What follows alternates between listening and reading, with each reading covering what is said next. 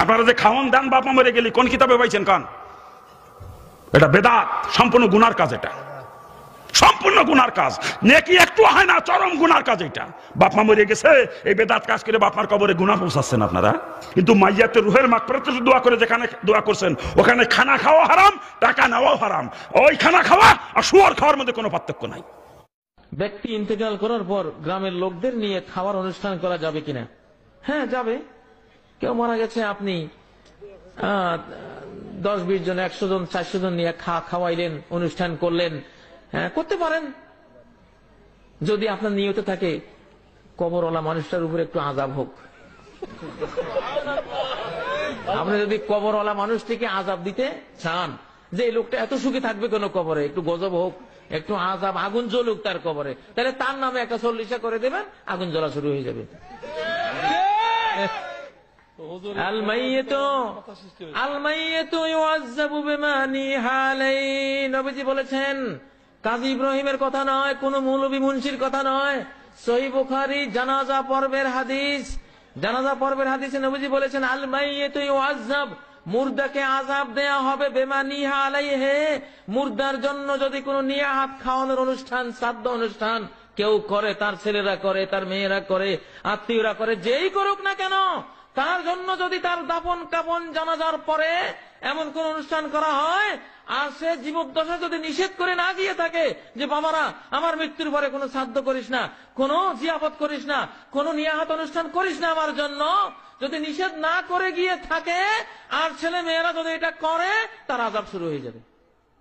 আর শাস্তি হবে ইউআযিবুল মাইয়িতু বিমানিহি, মরা মানুষের জন্য যারা 3 দিন 40 আয়োজন করেন, যারাই করে তাদের কবরে শাস্তি শুরু হয়। বুখারীর বর্ণনা, মৃত ব্যক্তির 4 দিন 40 দিন অথবা নির্দিষ্ট কোনো দিনে অনুষ্ঠানের মাধ্যমে খাওয়ানো জায়েজ কি? এটা সম্পূর্ণ হারাম, সম্পূর্ণ হারাম। প্লিজ, এই যে আমাদের দেশে মানুষ মারা গেলে যে খাবার আমরা খাওয়াই, এটা একবারও কি আলেমদের কাছে জিজ্ঞেস করছি এটা সহিহ, এটা কি সুন্নাহ সম্মত না বেদাত? বন্ধুরা আমার, গরু মরলে যেরকম শকুন খুশি হয়, মানুষ মারা গেলে এরকম কিছু ব্যবসায়ী মোল্লা মৌলবীরা খুব খুশি হয়। 3 দিনের খাবার, 13 দিনের খাবার, 7 দিনের খাবার, 14 দিনের খাবার, 40 দিনের খাবার, এই রুসুম বাংলাদেশে তো আল্লাহ সারা বাংলাদেশ আমাকে ঘুরায়, চট্টগ্রামের সব থেকে বেশি। মৃত্যুবার্ষিকীর দাওয়াতে কেউ যদি না যায়, সেই খাবার যদি তাকে বাসায় এনে দেওয়া হয়, তাহলে কি সেই খাবার খাবে? জি না, কুকুরকে দিয়ে দিবে। ওটা হলো হারাম, 2টা পাপ, একটা বিদাত, নেকির আশায় করেছে এই জন্য, দ্বিতীয় নির্ধারিত দিনে করেছে এই জন্য শিরক। শ্রাদ্ধ হলো হিন্দুদের মানুষ মারা যাওয়ার পরের খানা, সেই জিনিসটা আমাদের মুসলমানদের মধ্যে আসছে যে মরা উপলক্ষে খানা খাওয়ালে মাইয়াত সওয়াব পাবে। সাহাবীরা তাবেঈনরা করেননি, বলেননি, রাসূলুল্লাহ সাল্লাল্লাহু আলাইহি ওয়াসাল্লাম বলেছেন সাদাকায়ে জারিয়া করতে। তবে এ সকল ক্ষেত্রে সমাজে প্রচলিত যে সকল কুসংস্কারগুলো রয়েছে সেগুলো অবশ্যই পরিত্যাজ্য।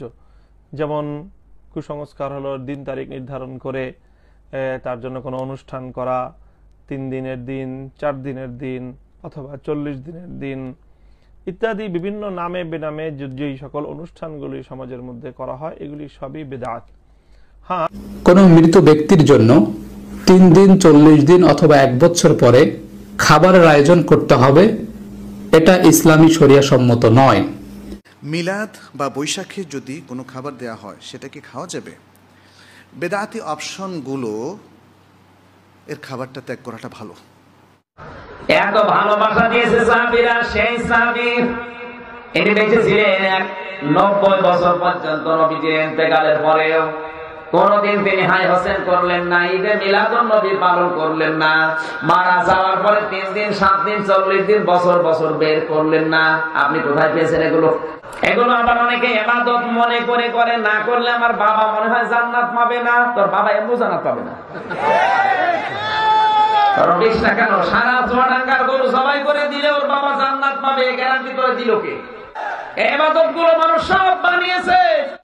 লোকটা মারা গেল, কবরে থওয়া হয়েছে, দোয়া করার জন্য কুলখানি করে আর 40 করে। এই যে কুলখানি আর 40 বানেশ্বরে আছে নাই?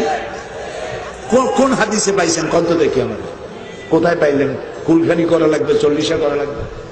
হাদিসের কোনো নির্দেশ নাই, কোনো অনুমতি নাই, বরং দোয়া করবেন, দোয়া করবেন। রাসূলুল্লাহ বলেছেন মৃত্যু ব্যক্তির জন্য দোয়ার চাইতে উত্তম হাদিয়া আর কিছু